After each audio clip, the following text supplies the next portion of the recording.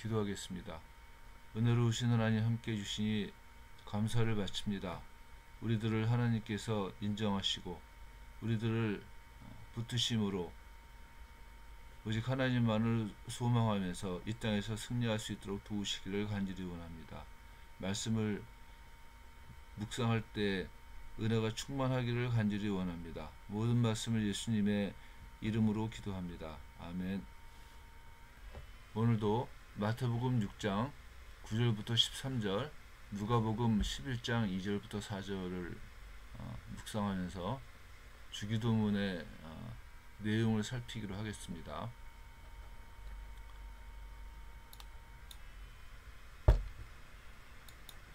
누가복음 11장 2절부터입니다. 예수께서 이르시되 너희는 기도할 때 이렇게 하라.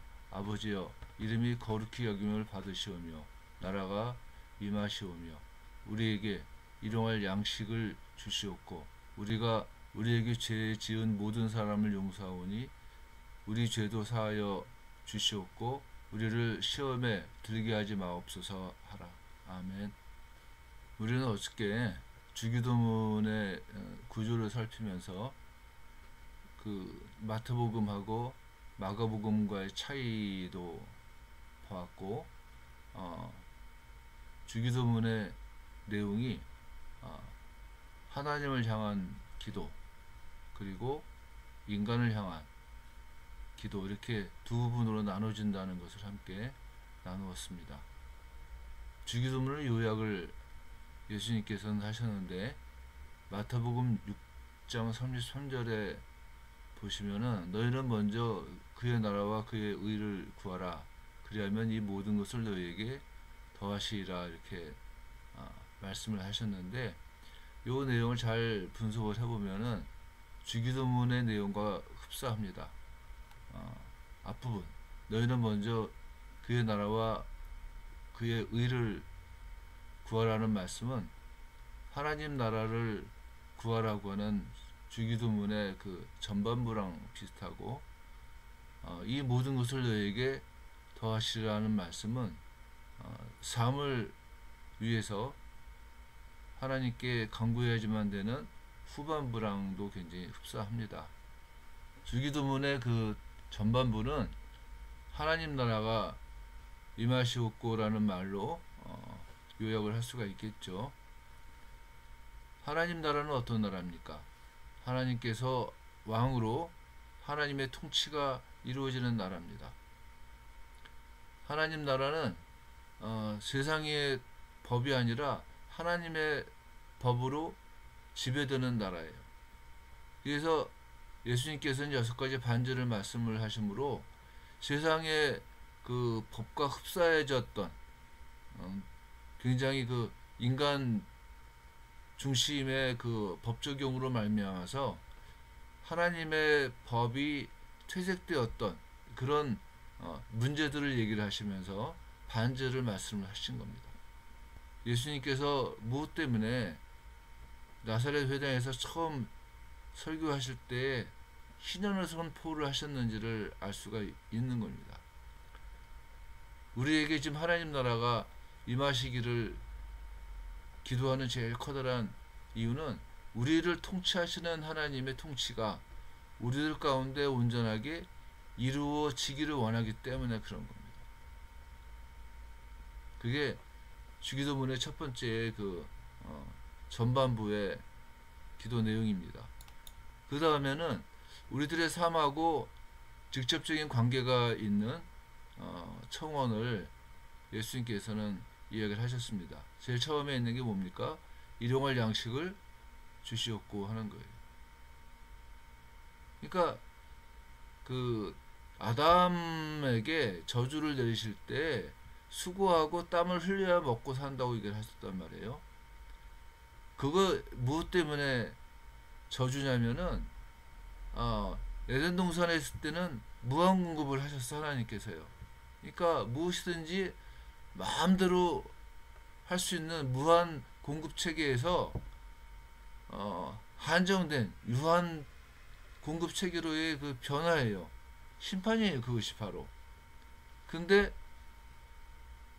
하나님의 백성으로 하나님을 의지해서 광야로 나갔던 이스라엘 백성들에게는 다시 한번 어떻게 되는 겁니까? 무한 공급의 시스템으로 바뀌기 시작을 하는 겁니다. 그게 만나예요.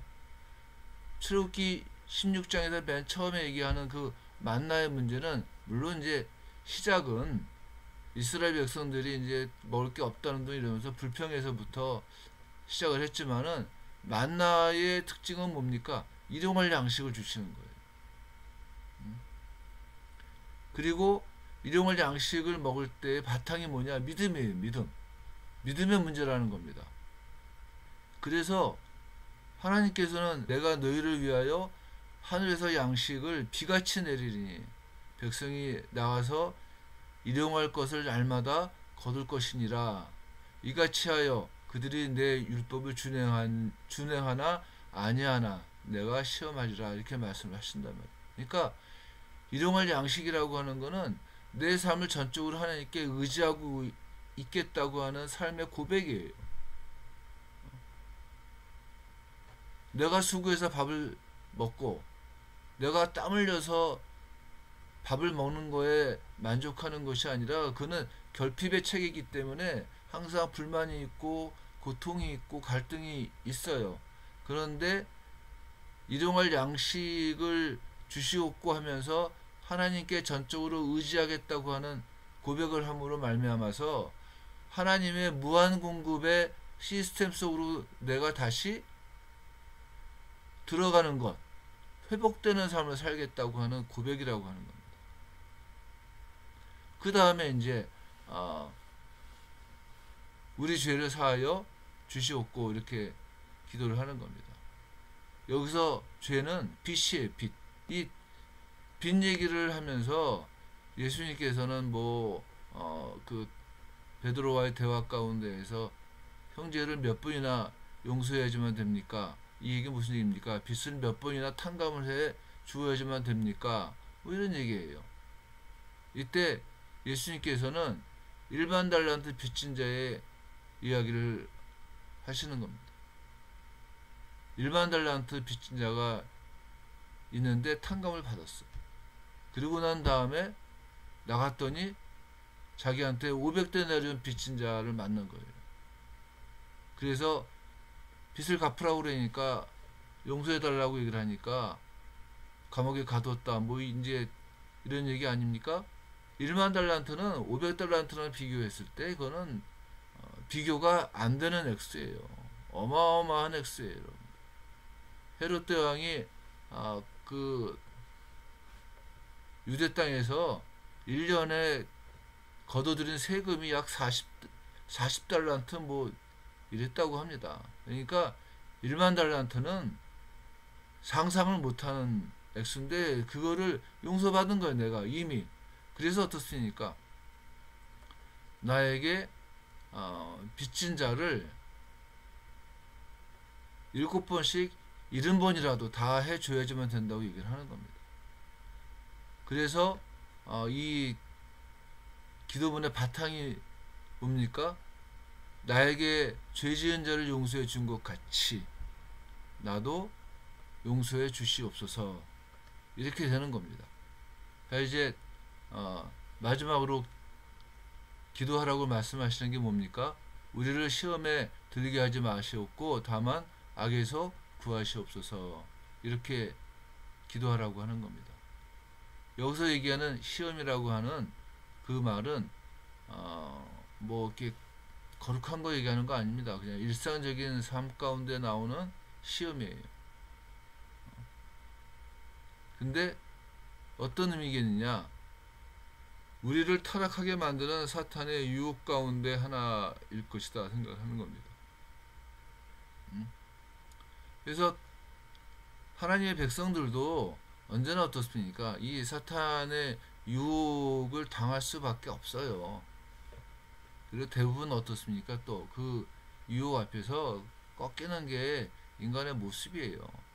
인간이 워낙 약하지 않습니까? 인간이라고 하는 게 워낙 연약한 거예요.